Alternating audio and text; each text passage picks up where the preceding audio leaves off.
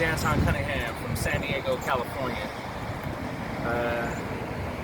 As far as my opinion on these riots, I believe that the gathering is necessary. The voice being heard is completely 100% needed across all platforms from all the people that are coming together, because it's no longer just a race issue. It's a class issue. It's a caste issue. Right now, it's the armored versus the unarmored, pretty much in the streets, you know.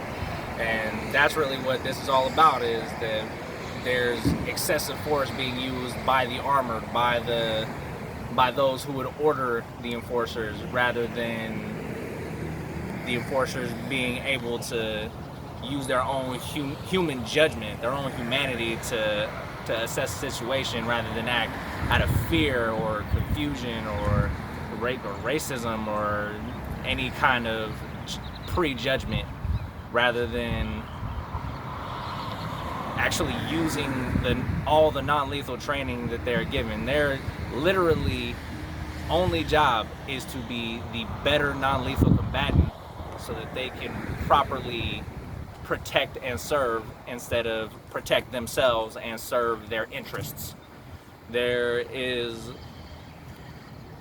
a very definite divide between the people that are looking to just have a message be understood, versus the people that are just trying to protect their own interests. And the people that protect their own interests, such as rioters and looters and people that just go around destroying property and undermining the message that's trying to be sent in the first place, are basically, in doing so, siding with the oppressors, siding with the excessive use of force, because that in itself is excessive use of force. There is absolutely no reason to be out here causing disturbances. Literally, the only thing that we should be doing in instances where violence gets used against us is a sit-in. Literally sit down. How can you possibly be seen as the oppressor if all you do is sit non-peacefully where you stand? Sitting is standing at this point, because we don't need to yell at this point. They say silence is compliance, but no, not being there is compliance. Your silence can be stronger than any shout, can be stronger than any movement, any punch, any kick, man. Freaking, all it takes is one person to act out to get an entire standing and already high energy mob going. Whereas if you come into the situation with a solid energy, with a static, permanent energy, we will not be moved, we will not be ignored, we will not be silenced. That can all be said simply just like they did in the 60s, man. Lock arms, hold your spot. You don't need to get close to anybody. They obviously don't want to listen to us. There's plenty of cases across the entire nation where it's obvious from every camera, from every angle, that the police are starting the aggression in hopes of inciting the more violent protesters, so that they have a reason to call rioters protesters and have those terms be interlocked when they're not. They're two very different things. Because there's a lot of outcomes that could come from this entire situation. The situation that the powers that be right now are technically searching for is the next civil war, and that's wrong. They're simply trying to cull our population, make us have infighting, fighting amongst ourselves, the protesters versus the rioters versus the police versus everyone. That's not how it should be. It should be a solid movement. If you see someone doing wrong, while it's the right thing to do to stop them, I think it should be more a matter of keeping rank, of being able to really separate who the protesters are from the rioters. Because right now, the use of the tear gas and the rubber bullets and everything is an attempt to break us up, to make us look like we're just one disorganized mob out to destroy stuff, when really, like I said, there's that huge difference between the two mindsets. So out here as a people, man, like Brittany was saying a minute ago, we need to come together. We need to understand that this is not a race issue anymore. This is not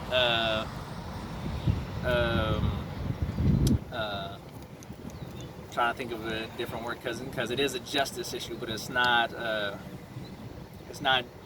just justice for Floyd. It's justice for the litany of treatment, the Trayvons, the Breonna Taylors,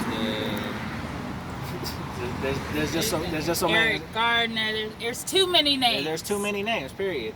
And the fact is that this doesn't just happen to black people. It happens to white people. It happens to Mexican people. The only reason that it's so focused on the blacks is because we're the most vocal about it, because we've had to endure it in America for the longest amount of time, for the loudest amount of work. Yeah. Because we only got such press in the aftermath because of the assassinations, because of the deaths, because of the lives that were literally given up after everything was supposed to be settled and done with. And that's exactly what this situation is now, is that all this bullcrap is supposed to be over and done with 60 years ago. Yeah. This is 60 years later, we're fighting the same damn battle. Like, it just don't make sense. It don't make sense for anybody. Like, seriously, if you... And it's up to the police, man. It's up to everyone, especially the police, because if you see injustice happening right in front of you, you shouldn't just be filming it. You should get yourself arrested trying to save a life, plain and simple. Like, if you are just like the police chief of Minneapolis said, if you were sitting there watching, knowing exactly what's going on, you are complicit. Just like he said, the Minneapolis police chief said he believes that the 3 other officers that stood there and watched, that also stood on George Floyd's legs, helped the entire situation for 9 minutes, are complicit. Yeah. And quite honestly, that's already been talked about 100 times, but that's what people are waiting for. They're just waiting for the entire party to be held accountable in a more timely manner. They're not, right now, they're just stoking the flames, trying to see how much basically insurance money they can dole out. Like, I'm sure there's at least 10% of businesses got burned down for insurance money. At least 20% of businesses got looted by people that know the person. And like I said, it's those kind of people and those that are just doing the random violence that are giving the protest a bad name, because that's not a protest. Yeah. Burning the buildings, burning banks just to see a bank burn is not a protest. That's just that's being an anarchist in the worst kind of way. In the most opportunistic time. And just adding to that, I think a part of what we want and what we want to see out of this entire ordeal, we want and need change. If we don't have a united front as just as citizens, because police are citizens too. Come on, they deserve to be in this fight with us. So for all these police chiefs and cities not to be giving their police officers a chance to fight with us, it's on them too. We need them all, because otherwise we're not going to win this fight. This is something that is bigger than everything you ever prepared for in your life, and we're sitting here ready to fight it. All right. Even beyond that, man, 45 said in his own press conference that he is not interested in any kind of peaceful solution, right? When he took his little walk from his address to his little stupid church photo op, he had the police gas and bullet away his path, whereas he could have just as easily diverted everyone peacefully, said, hey, this protest is fine, but we need to march that direction. And please, everybody, line up. Really, it's as simple as the police going from standing in a line in the street to a line on the sides of the streets. Protect. It's instead of being versus protesters, protect the protesters, protect the businesses. You don't need to be in the street to protect businesses from getting set on fire. Okay, so let me ask you this then, since that's what the law enforcement officers can do, what would you tell, I guess, future protesters? Where do we go from here, in your opinion? I get organized. Reach out. We got Black San Diego out here. We need to get it together. And we don't need a bunch of voices. We need one voice, one word. We need to make our point heard. And these future protesters, and for these future protests, we need to let them know that we're going to be able to police our own. Because obviously we need to be the one in between the police and the protesters. And that's what we need to do. We need to, if someone starts to get out of line, you put them back in line. Remind them why we're here. Because if you don't remind them and make them see that this ain't the way, they're just going to pop off and more people are going to follow them because they want to get riled up. And we don't need that. So keep our people in line. Keep the protesters in line. Everyone needs to be checked. I need to be checked sometimes. So if you don't admit that that's a problem too, we're not going to solve it. So Repeat, like she said, get organized. Stay together, literally and figuratively. If you, like I said earlier, lock arms. Make sure you know who's there for what. Don't let the bad apples in your group give you a bad name. That goes to both citizens and the police. Do not let bad apples give your team, your people, your unit, your squad a bad name. If you see someone acting out of line, push them out of line, step back, get formation. Understand who you're there with. Understand where you are. Understand that they're out here gassing us. They're out here trying to split us up. That's a tactic to make it so that people will not be able to discern protesters from rioters. yeah. You need to make sure that distinction gets made.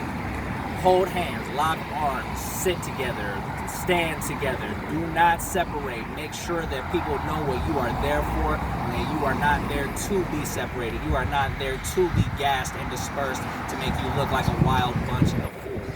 You're not there to be fools. You're there to be together, to make sure that everyone understands that this level of force is not necessary at all at any time, especially now. It wasn't necessary before, it sure as hell ain't necessary now. Yeah. All right, yeah, that. Thank you for the interview. I appreciate you guys. Go ahead and tell the people where they can find you on Twitter, or go ahead and, shout your plugs out. Not on Twitter, but I got Instagram. I can be found at Poetic Artistry by Michelle. I am an artist. I'm a visual artist. I'm out here trying to get my work out there and to make a difference in your life and in mine. So Poetic Artistry by Michelle on Instagram.